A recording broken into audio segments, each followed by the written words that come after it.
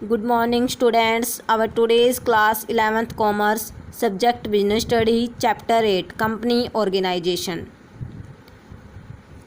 Just as the partnership organization came into existence to remove the weakness of the sole trade, similarly a new business organization was born in the form of company organization with a view to eliminating the weakness of partnership organization.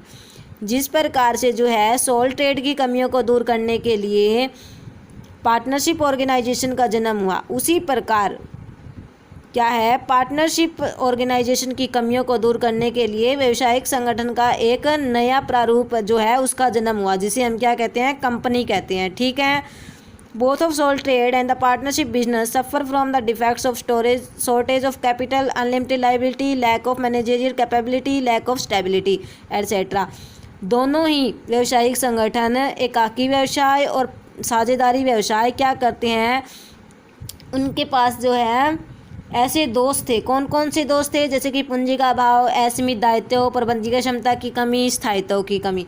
ये क्या थे? उनकी सीमाएं थी, उनके दोष थे। तो इन सीमाओं को दूर करने के लिए क्या है, कंपनी की जो आवश्यकता है वो महसूस हुई। ठीक है, कंपनी की आवश्यकता हमें महसूस हुई। The capital of the companies is divided into shares of small amount as a result of which every rich and poor has the capacity to buy them. Company में क्या होता है कि कंपनी की जो टोटल पूंजी होती है उसे क्या है, थोड़े थोड़े मूल्य के शेयर्स में हम विभक्त कर देते हैं, अंशों में डिवाइड कर देते हैं, जिससे क्या है कि हर अमीर और गरीब व्यक्ति उसे आसानी से खरीद सकता है। ठीक है। और इसमें क्या है, लिमिटेड लाइबिलिटी होती है मेंबर्स की। तो लिमिटेड लाइबिलिटी का जो लालच है वो भी लोगों को जो है कंपनी उसके कारण लोगों को अपनी ओर अट्रैक्ट करते हैं। ठीक है। इसके अलावा क्या होता है, कंपनी में स्थायित्व का गुण होता है और इसमें जो है मैनेजमेंट है वो कुशल और एक्सपीरियंस्ड होते हैं, जिसके कारण क्या लोग इसकी तरफ अट्रैक्ट होते हैं। इस प्रकार जो है वे सारी कमियां जो कि हमारे सोल ट्रेड में और पार्टनरशिप में थी वो क्या है, उनको दूर करके आधुनिक व्यवसाय की बढ़ती हुई आवश्यकताओं को जो कंपनी संगठन है वो क्या करता है, संतुष्ट करता है। ठीक है। कंपनी संगठन जो है आधुनिक व्यवसाय की बढ़ती हुई आवश्यकताओं को संतुष्ट करता है। तो अब हम जान लेते हैं कि कंपनी होती क्या है, यानी कि meaning of company. A company is that form of business organization which is willingly established by some persons for earning profit under the companies act. Company व्यवसायिक संगठन का वह प्रारूप होता है जिसकी स्थापना लाभ के लिए कुछ व्यक्तियों द्वारा ऐच्छिक संस्था के रूप में कंपनी अधिनियम के अंतर्गत की जाती है। ठीक है।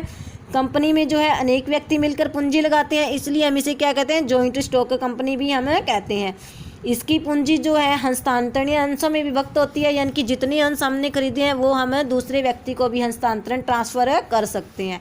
ठीक है। इसके जो सदस्य होते हैं उसकी लाइबिलिटी क्या होती है, लाइबिलिटी उनकी लिमिटेड होती है। ठीक है, लिमिटेड लाइबिलिटी होती है।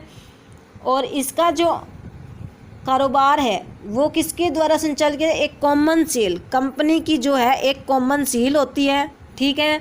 अभी तक जो है भारत में कंपनियों का जो समामेलन है वो भारतीय कंपनी अधिनियम 1956 के अंतर्गत किया जाता था, लेकिन अब क्या है, कंपनी अधिनियम जो है 2013 वो जो है हमारे पास लागू हो गया है। ये हमें कंपनी की डेफिनेशन दी गई है according to Indian companies act 1956।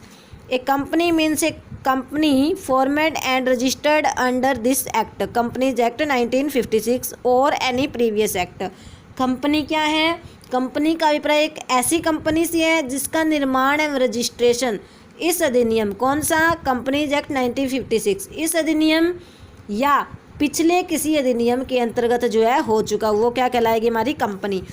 Company के लिए क्या है, कुछ व्यक्ति होते हैं मिलकर जो है ऐच्छिक बिजनेस जो है प्रॉफिट कमाने के लिए स्टार्ट करते हैं। कंपनी की अपनी कॉमन सील होती है जिसके द्वारा ये अपना बिजनेस जो है संचालित करती है। इसके सदस्यों की लायबिलिटी क्या होती है, लिमिटेड होती है। तो अब हम इसकी फीचर्स जान लेते हैं। मीनिंग में ही लगभग फीचर्स जो है मीनिंग से ही निकलती हैं। तो सबसे पहली क्या है, इनकॉर्पोरेटेड एसोसिएशन ऑफ पर्सन्स, व्यक्तियों का समामेलित संघ। कंपनी क्या है, कंपनी कुछ व्यक्तियों द्वारा समामेलित और पंजीकृत जो है संघ होता है। ठीक है। अधिनियम के अंतर्गत क्या करता है, अधिनियम के अंतर्गत हमें इसे रजिस्ट्रेशन करवाना पड़ता है। कोई एक अकेला व्यक्ति जो है कंपनी एक्ट के अंतर्गत कंपनी नहीं बना सकता। पब्लिक कंपनी अगर हम इस्टेब्लिश करें तो उसके लिए कम से कम 7 व्यक्ति होने चाहिए और प्राइवेट कंपनी के लिए कम से कम 2 व्यक्ति अवश्य होने चाहिए। अतः कंपनी में जो है एक से अधिक व्यक्ति होते हैं और इसका पंजीकरण जो है वो अनिवार्य होता है। आर्टिफिशियल लीगल पर्सन, कृत्रिम वैधानिक व्यक्ति होती है कंपनी। किस प्रकार से, क्योंकि इसको कोई जन्म देने वाली ना ही तो इसकी कोई माँ होती है, इसे क्या है विधान के अंतर्गत इसका जो है जन्म होता है। तो ये क्या एक अदृश्य व्यक्ति होती है जिसकी ना कोई आत्मा है न कोई रूप होता है। ठीक है, कंपनी जो है अन्य साधारण व्यक्तियों की तरह शारीरिक काम तो नहीं कर सकती, लेकिन ये क्या है इसके विरुद्ध जो है हम वाद प्रस्तुत कर सकते हैं, अपना दावा प्रस्तुत कर सकते हैं। कंपनी को अपने नाम से जो है एसेट्स रखने का अधिकार होता है, संपत्तियों को बेचने का अधिकार होता है और जो है बिल ऑफ एक्सचेंज है वो लिखने का अधिकार होता है। सेपरेट लीगल एंटिटी यानी कि पृथक वैधानिक अस्तित्व। पृथक वैधानिक अस्तित्व किस प्रकार से है, कंपनी का अस्तित्व जो अपने सदस्यों से डिफरेंट होता है, अलग होती है। वो कंपनी अपने नाम से एसेट्स रख सकती है, अपने नाम से एग्रीमेंट्स कर सकती है। दायित्व व संपत्तियां कंपनी के स्वयं के होते हैं। ठीक है, कंपनी के जो स्वामी होते हैं उनकी जो है लाइबिलिटीज़ वो लिमिटेड होती हैं। ठीक है, नेक्स्ट हमारे पास क्या है, परपेचुअल सक्सेशन यानी कि स्थायी अस्तित्व। इसका जो अस्तित्व है वो स्थायी होता है। किसी मेंबर की डेथ हो जाती है या वो दिवालिया हो जाता है तो इसका कंपनी पर कोई भी फर्क नहीं पड़ता है। इसी संबंध में जो है कंपनी के बारे में कहा जा सकता है, member may come member may go but the company goes on for ever. यानी कि मेंबर्स जो है वो तो आएंगे, मेंबर्स चले भी जाएंगे, लेकिन कंपनी जो हमेशा के लिए चलती रहेगी। 5th लिमिटेड लाइबिलिटी, मीनिंग में हमने पढ़ा था कि लाइबिलिटीज़ जो है सदस्यों की वो लिमिटेड होती हैं। ठीक है, लिमिटेड लाइबिलिटी हैं, जितने भी सदस्य होंगे इनकी लाइबिलिटी क्या होगी, सीमित होगी। ठीक है, या तो वो गारंटी द्वारा सीमित हो सकती है कि जितने की उन्होंने गारंटी दी है या जितने उन्होंने अंश खरीद रखे हैं बस उसी तक उनकी लाइबिलिटी जो है बनती है। कॉमन सील यानी कि सार्वभौम मुद्रा, कृत्रिम व्यक्ति होने के कारण जो है कंपनी अपने हस्ताक्षर नहीं कर सकती, इसलिए क्या है कंपनी को कंपनी अधिनियम के अंतर्गत हस्ताक्षर के स्थान पर क्या दी जाती है, एक कॉमन सील दी जाती है। ठीक है, कॉमन सील जो है एक विशेष स्टाम्प होती है जिस पर कंपनी का नाम अंकित होता है और जो कहाँ रहती है, कंपनी के सेक्रेटरी के पास रहती है। ठीक है, कंपनी का कोई भी डॉक्यूमेंट है उसको लीगल बनाने के लिए क्या करता है, उस पर हम कॉमन सील है वो लगाते हैं और एविडेंस के रूप में हम क्या करते हैं, कम से कम जो 2 डायरेक्टर होते हैं उनके जो है सिग्नेचर करवाते हैं। ट्रांसफेरेबिलिटी ऑफ शेयर्स यानी कि अंशों की हस्तांतरणता, इसमें जो भी अंश मेंबर्स के पास होते हैं वो अपने अंश जो है दूसरे व्यक्ति को ट्रांसफ़र कर सकते हैं। Separation of ownership and management, स्वामित्व और प्रबंध का अलग अलग होना। कंपनी में बहुत सारे व्यक्ति होते हैं, अलग अलग स्थानों से आते हैं वो, तो क्या वो कंपनी को मैनेज नहीं कर सकते। इसके लिए क्या करते हैं कि सभी मेंबर्स मिलकर जो है बोर्ड ऑफ डायरेक्टर्स होते हैं,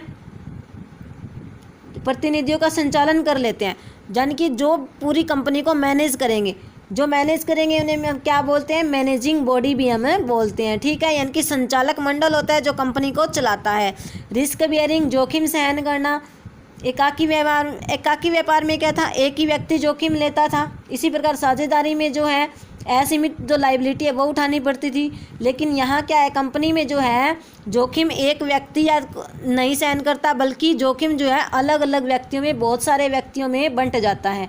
कंपनी जो है एक जोखिमपूर्ण कार्य करने की क्षमता रखती है, इसलिए क्या है उसके लाभ भी ज़्यादा होते हैं।